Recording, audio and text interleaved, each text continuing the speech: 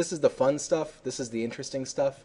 Photoshop has come leaps and bounds from where it was once long ago, which was CS4. It let you do minimal animating, which was effectively GIFs. You could animate GIFs to some extent within Photoshop. You would have a timeline, which was keyframe after keyframe after keyframe.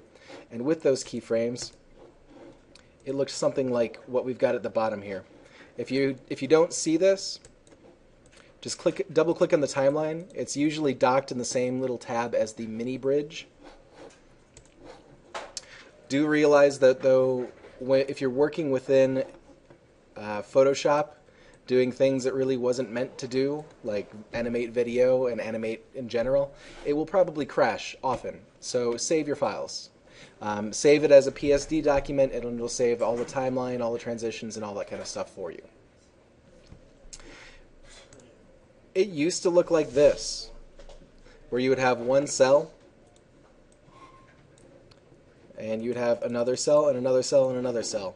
And on each of those cells, you could turn on or off content, and then as it would play, it would animate through it. At the bottom here, what I did for that, you probably have a timeline, or what looks like a timeline. Hey, Al, what's up? We're going to have a tornado drill At 6 o'clock, right? So Oh, sweet. just FYI. Downstairs, straight down, right? Yeah. Okay. In towards the middle of the building. Cool, thank you. There's a tornado drill at 6 o'clock. I forgot about that. Yeah. Yes. I'm not supposed to take the stairs until I have my surgery and stuff. Feel free to take the get a head start if you want.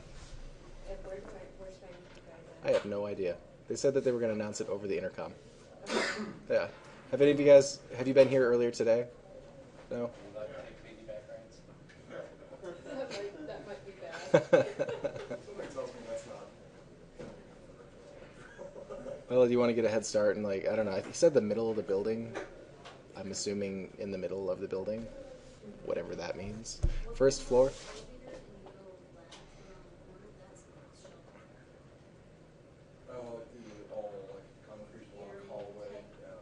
Okay. If you start heading down there in like 10 or 15, I would not be offended. So,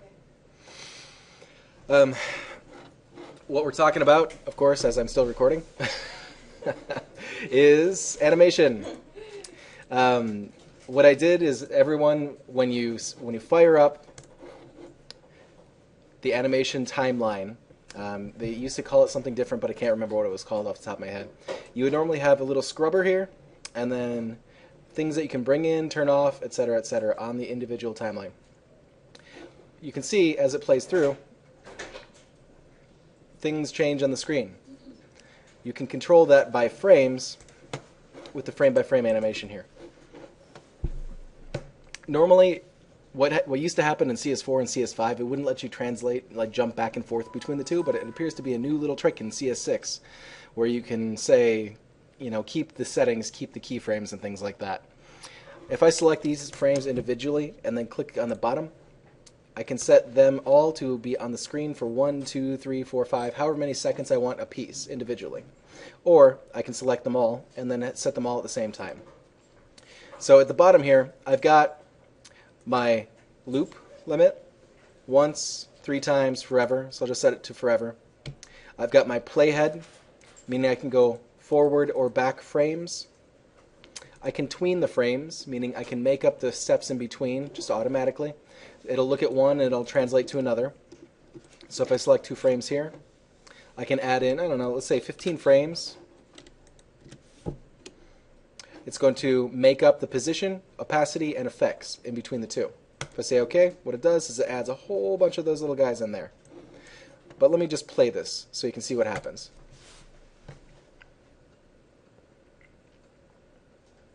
The animation is going to jump frame by frame by frame by frame. And because that green box doesn't move, what it's doing is it's making up the opacity level of the blue. Greetings. And then stepping it through there. If you've ever worked in Flash before, this is a concept that's familiar to you. If you've ever done any animation before, this is a pretty similar concept. Because if you animate in one thing, you animate in something else. It's really the same thing. You have a timeline, which here is not quite a timeline, but it does effectively the same thing.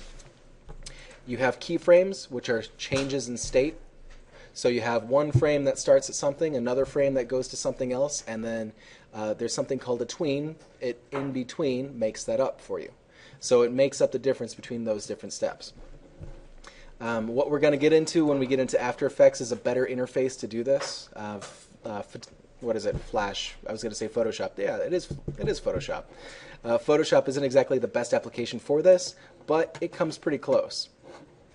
If I look at my timeline here, this little scaler at the bottom allows me to see more or less time on there. Right now it looks like it's supposed to be playing for about 20 seconds, which is way too long to see just stupid little things hopping on and off the screen.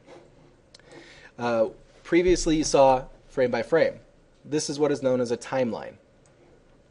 Timeline animations are easier to work with. How many of you guys have ever dealt with these in the past? Handful? Who hasn't? Don't worry about it. This is brand new stuff. I'm throwing it at you now so you see it. Is this something that's just unique to CS6? This is in CS4 and CS5, but what you can do with the actual objects, it got a lot better in CS6. Like in CS4, you did not have the ability to say, let me go ahead and reset this here. In CS4 and CS5, you didn't have the ability to transform or scale to the same extent that you can with CS6. So I've just reverted this and say I'm starting fresh, and I want it to work with a timeline instead of just keyframes, like a GIF or something like that. Click Create Video Timeline, and now what I have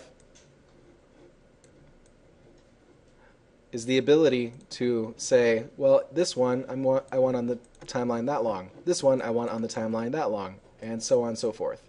I can move this around, so this can be on at the same amount of time, but what it does, if I play this, drops off, pops on, and they're both on there.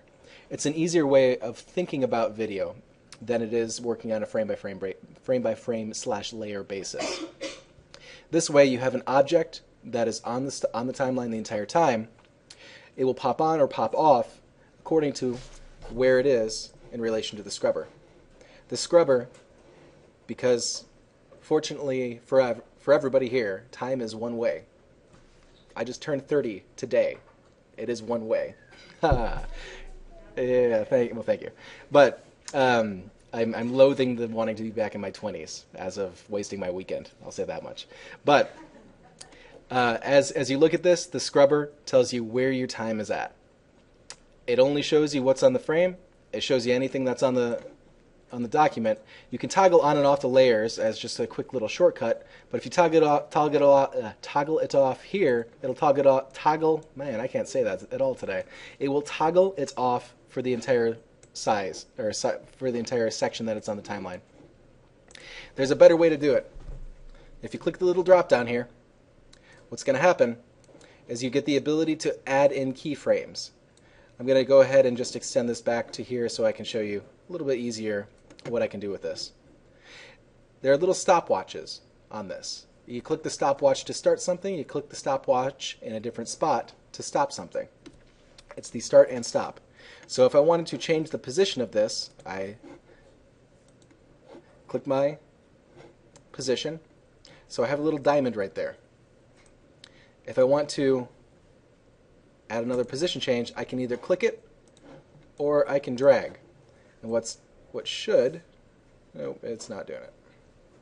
What should happen is that it will transition the animation between those 2 points. Let's do this. Vector mask position. There we go. So the vector mask is what I needed to do instead of the actual layer mask. The vector mask, if I move it, it will animate across as such. If I play it, I'm in Photoshop. I have a timeline, but I now have a moving object. Let me just start back at this. You can export a video, you can export animations, you can export GIFs, you can export SWIFTs, you can export anything that will support this kind of video animation out of Photoshop. It's pretty fancy. For basic concepts, if I wanted to go back to this point over here and then move it over there, what happens is it remembers where it was, and I didn't need to click that little diamond to add in a keyframe. All I did was move it. Move my little scrubber, move my object, so on and so forth. It's really simple, straightforward, but it can be tricky to implement. I can also adjust the, as a base object, I can't adjust the scale, but if I convert it to a smart object, I can. So you see this little object here has the ability, let me go ahead and make this a little bit longer.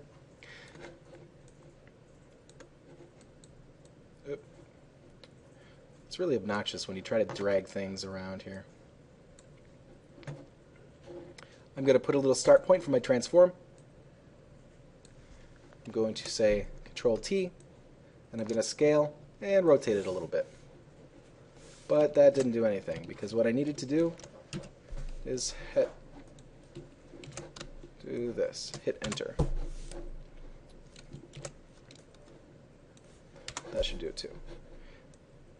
So now what happens as I scrub across the bottom here, it gets bigger and it rotates. Well, that little thing moves across it.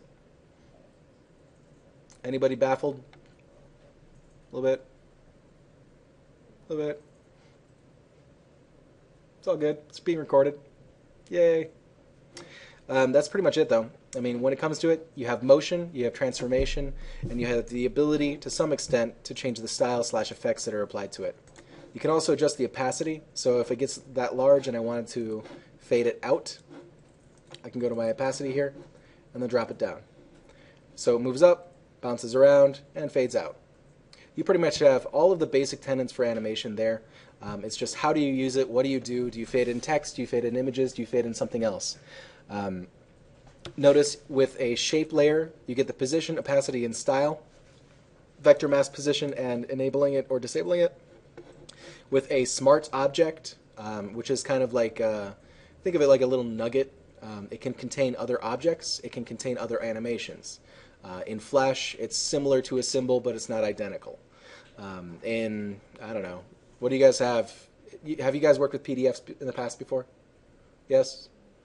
You know how you have an image embedded within text within something, you know, something embedded within something within something within something in a PDF? It's the same concept. So that's pretty much it.